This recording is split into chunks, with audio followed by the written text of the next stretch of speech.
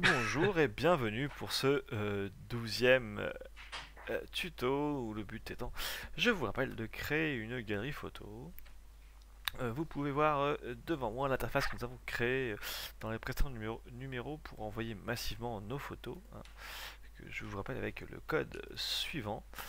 Et bon, c'était bien, sauf que on envoyait nos photos immenses et que c'était pas vraiment très utile pour le web, hein. Si j'envoie une photo qui sort de mon appareil photo et qui fait du 3000 pixels par 2000, alors que les gens ont des écrans qui font pas du tout cette taille-là, Ça va laguer sévère. ouais, ça va mettre du temps à télécharger, ça va pas être très utile. Ils vont pouvoir, enfin, à moins d'accéder à des pixels, mais un peu inutile. Donc, on va redimensionner tout ça. Donc, ça va se passer ici. Au lieu de juste copier, eh ben, on va trifouiller là-dedans.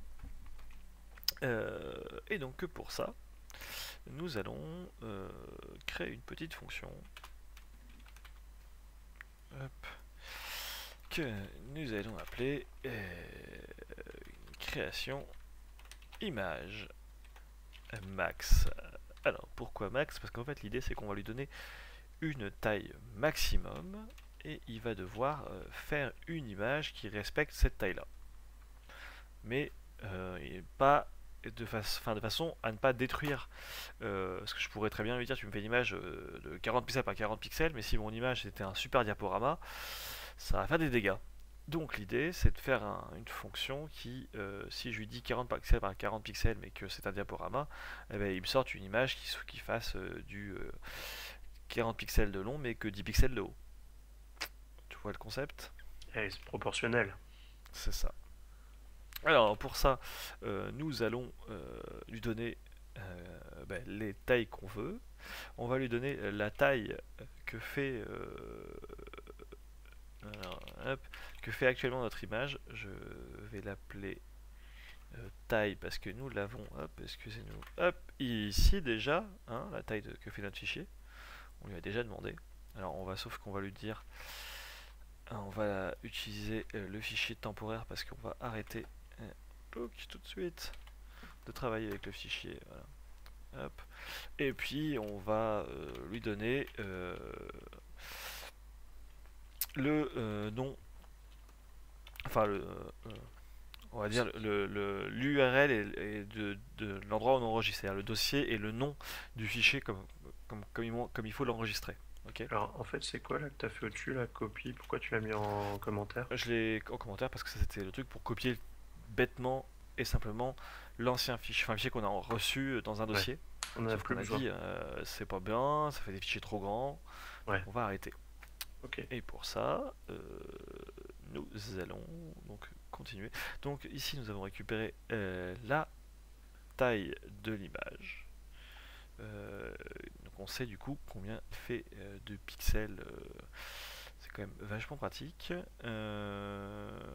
Et le dernier truc qui nous manque, donc là on a dit la taille, enfin la largeur maximum, la hauteur maximum, la taille que fait actuellement notre image, l'URL sur lequel on enregistre, et il manque quelque chose. Gislain?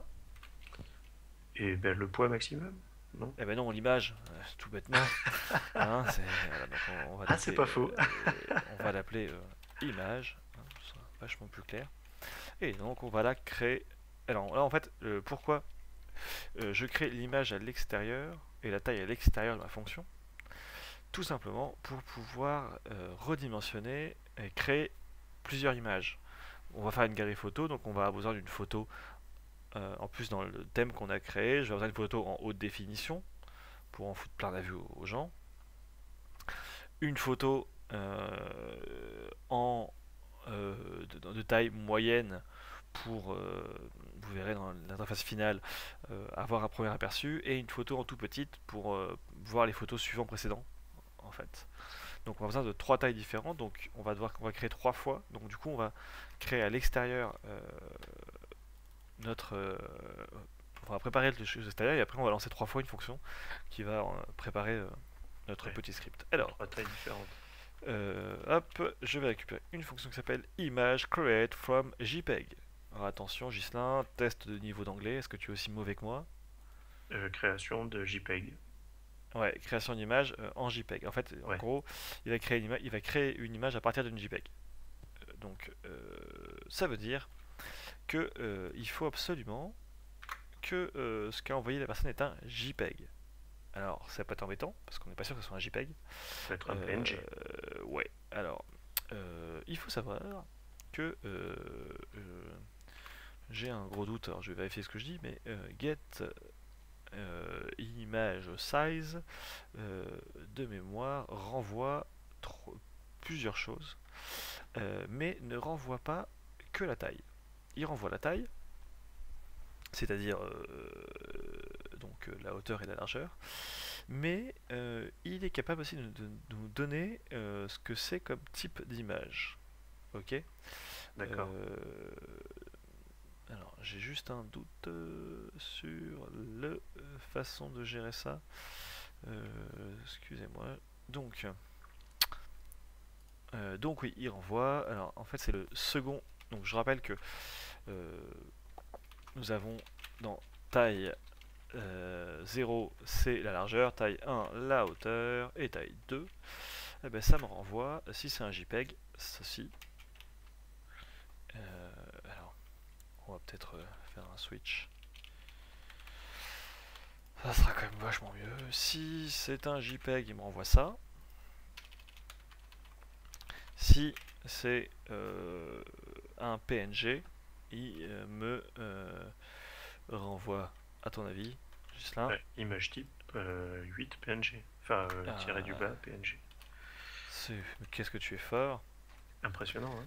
Ouais, tu me battes de plus en plus. Oui, hop là. Tac, donc la JPEG. Alors attention. Grosse difficulté. PNG. Voilà.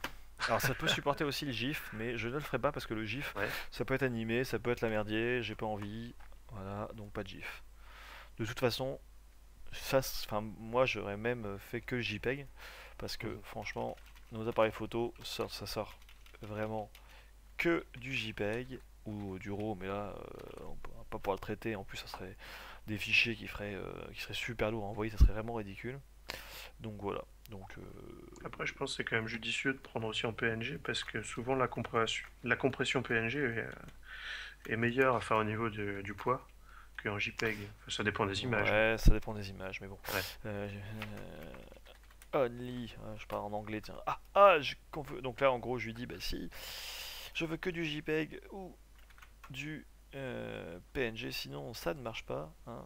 Et du coup, eh ben, si notre erreur n'est pas vide, on arrête tout de suite les frais. Voilà. Ok. Sachant qu'après, il nous renvoie l'erreur via le petit script, c'est tout bien fait. Donc voilà. Donc, nous avons créé notre image. Ça y est. Enfin, disons que nous avons créé une variable qui contient l'image et qui est manipulable. On verra, on va l'utiliser après. Bon, on commence déjà maintenant que nous avons préparé tout pour remplir cette petite variable. On peut d'ailleurs tout de suite en remplir un exemple. Par exemple, alors ma version haute définition, allez, on va dire que 1600 pixels maximum sur 1000 pixels. Déjà, si quelqu'un a cette taille d'écran. Oups, pardon, j'ai fait un contrôle A sans faire exprès.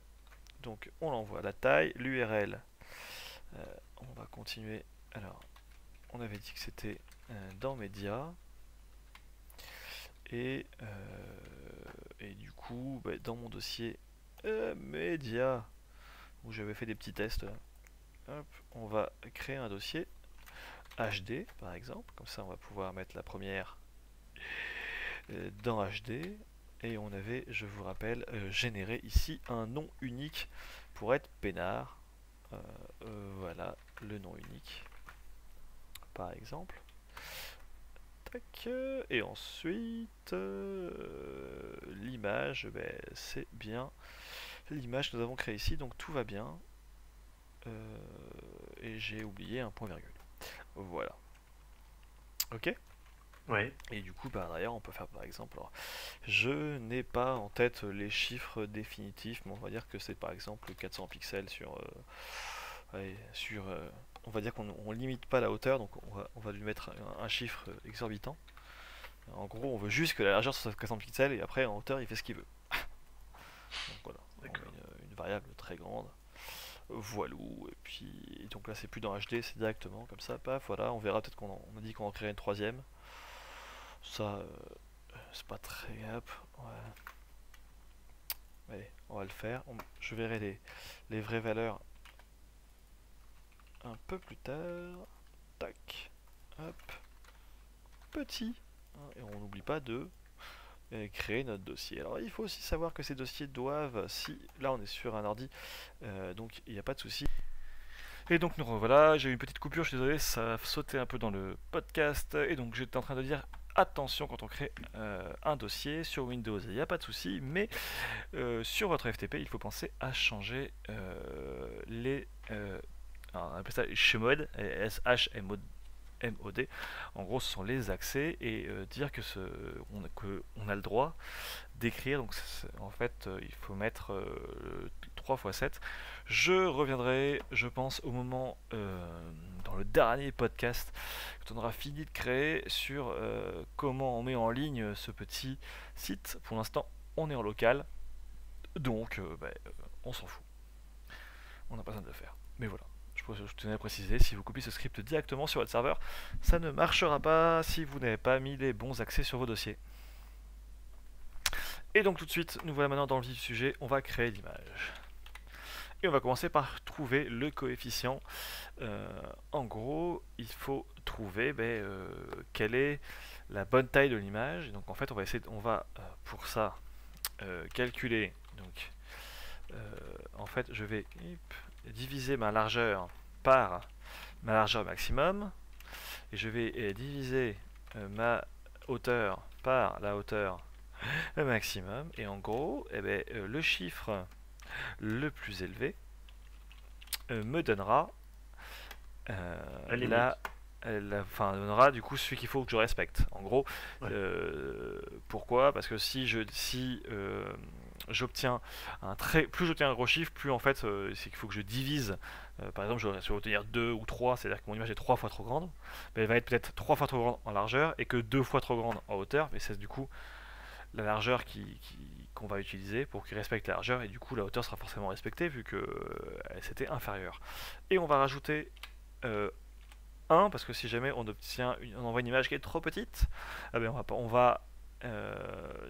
si je mettais pas 1 ici, on obtiendrait un chiffre comme 0,5 et du coup à la fin il va agrandir l'image. On aurait des gros pâtés de pixels pour obtenir une image à la bonne taille, donc de 1600 pixels, alors qu'en fait notre image de base elle faisait que 800. Ça serait ballot. Et donc la fonction max de PHP, qui permet tout simplement de renvoyer dans ma variable la valeur la plus grande obtenue parmi toutes celles qu'on lui a envoyées, séparées par des virgules. Ok. Ouais.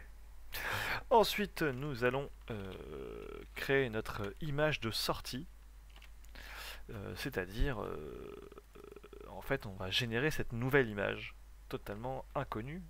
Voilà, hop, avec image create true color. C'est donc cette fonction qui va générer une image PHP. En fait, c'est pas vraiment encore une image, mais c'est une image en code, quoi. Okay. Et cette variable a besoin de deux infos, la largeur et la hauteur, qu'on obtient du coup en faisant taille 0 divisé par le coef. On est d'accord qu'on avait obtenu 3 fois plus grand, du coup on obtient la bonne taille. Et toujours par le coef. Hop, pardon. Ok. Donc là on a créé une image virtuelle de la bonne taille, tout va bien. Ce qu'il faut savoir, alors on va le mettre, mais c'est pas vraiment utile, mais je vais créer une couleur. Alors, non, je ne vais pas créer une couleur dans la vie, parce qu'elles sont toutes déjà, sont pas très utiles, mais je vais définir en PHP, lui donner une couleur. Donc en fait, je vais redonner ma variable, donc lui dire dans cette image, je génère une couleur. qui va avoir 0% de rouge, 0 de vert et 0 de bleu. C'est donc, Ghislain, Un blanc.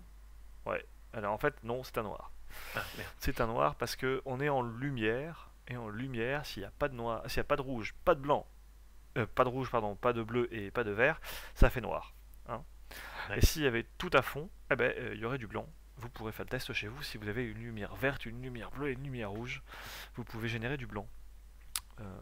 Voilà. Hein. C'est pas forcément chez tout le monde qu'il y a ça, mais bon. La particularité. Alors, pourquoi d'ailleurs ça s'appelle white? Oui, c'est vrai que je t'ai fait un bon piège. Hein, mais c'est black. Voilà. Avec un Le truc de cette fonction, c'est que là tout de suite, je vais créer cette couleur. Alors en fait, je vais la créer pour faire quoi? Hop. Je vais ensuite vous montrer comment on dessine un carré. Hop. Alors je copie salement un code. Voilà, donc je dis, excusez-moi, du coup ça c'était faux. Je vais créer un carré qui fait toute la surface avec cette couleur, donc qui est noire et pas blanche. Hein. Pourquoi je fais ça? Là, pour ce code-là, actuellement, ça sert pas à grand chose, donc du coup je vais mettre en commentaire. Mais je le mets parce qu'en fait, via cette fonction, en fait, on n'est pas très loin de faire une fonction qui pourrait être totalement utile. Au lieu de créer une image en détail maximum, on pourrait faire la même fonction quasiment en disant je veux que tu me fasses une image qui fasse 400 pixels par 400 pixels, point barre. Et du coup, Ah oui. j'aurais besoin de créer un fond à cette image pour que que le reste soit pas vide. Le reste soit pas vide, surtout au moins on définisse quelle couleur on veut. Parce que si on définit pas nous-mêmes la couleur, eh ben on aurait défini. Alors je crois par défaut c'est du noir, donc ça me tombait bien, mais voilà. Il faut quand même il vaut mieux définir. Enfin, faut ça comme ça on crée notre beau carré. Bon, c'est totalement inutile pour cette fonction parce qu'on va prendre tout l'espace, mais c'était bien de vous le montrer parce que comme ça, en peu de temps, on pourrait refaire cette même fonction. Donc on va la créer en dessous comme ça, vous l'aurez. Mais bon, bref, la suite. Ensuite, image, copie, sampled. Quel accent, quel accent. Je vous remercie. Nous avons donc, alors c'est totalement pas les bonnes variables, mais c'est pas grave, on les corrige. Ça porte, alors là on a plein de valeurs à rentrer. La première, c'est l'image qui va recevoir le contenu. Donc celle que nous avons créée. Ok? Ouais. La deuxième, c'est l'image qu'on va copier dedans. Donc celle que nous avons ici. D'accord. Réalisée. Ensuite, nous allons donner la coordonnée x du point de destination. C'est-à-dire, en gros, on va lui donner la position x, et sur celui d'après y, de l'endroit où on veut mettre notre image. Ok? Ici, on veut le mettre dans l'angle en haut à droite. Ah, à gauche, pardon. À gauche, ouais. Je suis dyslexique. Ensuite, nous allons rentrer le coordonnée de point de source x et y. En gros, c'est-à-dire qu'on n'est pas obligé de copier notre image d'origine entièrement. On pourrait prendre un petit carré au milieu. Et là, nous, c'est pas notre cas. On va lui mettre 0, 0 pour lui dire on va copier notre image en prenant bien l'extrémité tout en haut à gauche. Mais on pourrait, voilà, découper notre image en gros et virer des marges, quoi. Hein. Si je mettais 10 pixels, il commencerait à 10 pixels. Ok? Ensuite, nous donnons la largeur de destination, c'est-à-dire en gros quelle largeur va faire ce que je suis en train de copier. Donc là, nous allons lui mettre, je lui ai déjà mis, les tailles que nous avons calculées. Alors, en gros, mais pourquoi il y a 4 zéros alors? Juste avant. Je viens de dire, ça correspond aux deux images en fait. x, y de coordonnées de destination. Ouais. Donc j'expliquais, c'est l'endroit où on va mettre l'image. Ouais. X, Y de l'image source, c'est-à-dire ce que je viens d'expliquer, pour créer des marges. Ouais. D'accord. Ok. Ouais. Et ensuite, hauteur enfin, largeur et hauteur, dans le bon sens, de l'image de destination, c'est-à-dire, en gros, on lui a donné, on a dit que ça commençait à 0,0 pixels, on commençait là, et qu'on va copier l'image jusqu'à, et donc là, on lui donne en fait la même taille, comme c'est bizarre, de l'image, en gros, on lui dit, tu prends toute la surface pour Ouais. copier. Et ici, ensuite, on lui donne la largeur et la hauteur de la source, c'est-à-dire, comme on lui a dit qu'on commençait au tout début de notre image de source, eh bien, on n'est pas obligé d'aller jusqu'à la fin. On pourrait faire des marges et donc couper. Par exemple, si ici je mets 10 pixels et qu'ici j'enlève 20 pixels, je copierai mon image en enlevant, en reniant 10 pixels de chaque côté à l'image. Ouais. Ok. Mhm. Là, c'est pas le cas. Hein. Là, on copie l'ensemble. Si mes calculs étaient faux, on pourrait totalement déformer l'image. On est d'accord. Ouais. Là, on a quelque chose d'homothétique, c'est-à-dire qu'on a utilisé le même coefficient de chaque côté, donc c'est homothétique, donc du coup l'image ne sera pas déformée. Bref, voilà, l'image est copiée dans l'autre. Et maintenant, il faut l'enregistrer. Nous allons enregistrer des JPEG, comme ceci. Alors, nous allons donc donner l'image et l'URL.